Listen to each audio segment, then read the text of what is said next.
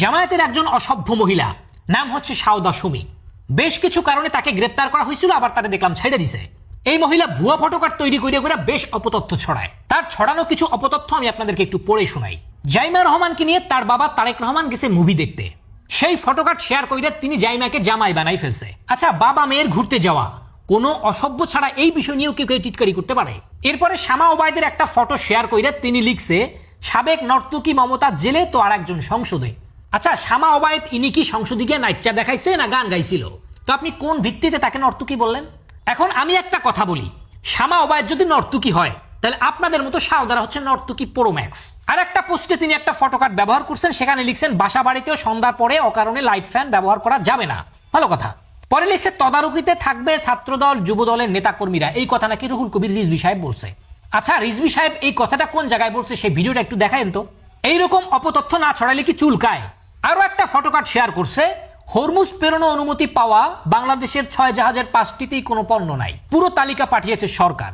এই তথ্যটা আপনি কোথায় পাইছেন? এটার আবার ক্যাপশনে লিখছে খাম্বা ছিল কারেন্ট ছিল না, পাম্প আছে তেল নাই, জাহাজ আছে পণ্য নাই, মাথা আছে ব্রেইন নাই। এখন আমি বলি কি, আপনাদের মতো মহিলার পরনে বোরখা আছে, মাথায় হেজাব আছে, কিন্তু আপনাদের ইজ্জত নাই। বোরখার হিজাব পইরা এর মধ্যে দুনিয়ার শয়তানি নিয়ে ঘুরেন। এখন এই অপতথ্যের বিরুদ্ধে ব্যবস্থা গ্রহণ করতে গেলেই বলে বাক স্বাধীনতা হরণ করছে। এই মহিলা তার একটা বক্তব্যের মধ্যে বলছে তিনি আইনের শাসন চায়, আইনের শাসন চাই, কিন্তু তিনি দুনিয়ার অপতথ্য ছড়ায় বেড়ায়। এটা কি আইন দ্বারা বৈধ? আবার তিনি বলছেন তিনি নাকি ভয়মুক্ত পরিবেশ চায়। ভয়মুক্ত পরিবেশ চাই। ওই দিক থেকে তাদের নেতাদের ভয়ে আমার বোনেরা ঠিক মতো স্কুলে যাইতে পারে না, ক্লাস করতে পারে না, তাদের দ্বারা শ্লীলতাহানির শিকার হয়। আমার প্রবাসী ভাইদের স্ত্রীরা ঠিক মতো বাসায় থাকতে পারে না তাদের ভয়ে। আজকে দেখলাম সালাউদ্দিন আম্মার তিনি একটি পোস্ট করছে, ফটো একটা বানাই দিছে, বলছে বাক স্বাধীনতার আরেক নাম শেখ তারেক রহমান। আর একটা ছেলে নাজমুল ইসলাম জিকু, তিনি একটা পোস্ট শেয়ার করছে, তারেক রহমান শুয়ে আছে। আর যেই কথাগুলো লিখছে এই কথাগুলো ভাই আমি এখন পড়তে পারবো না, আপনারা একটু ভিডিও পজ করে একটু পড়ে নিয়েন। এখন বলেন এই অসভ্যদের এই সকল কর্মকাণ্ডকে কি আপনি বাক স্বাধীনতা বলবেন?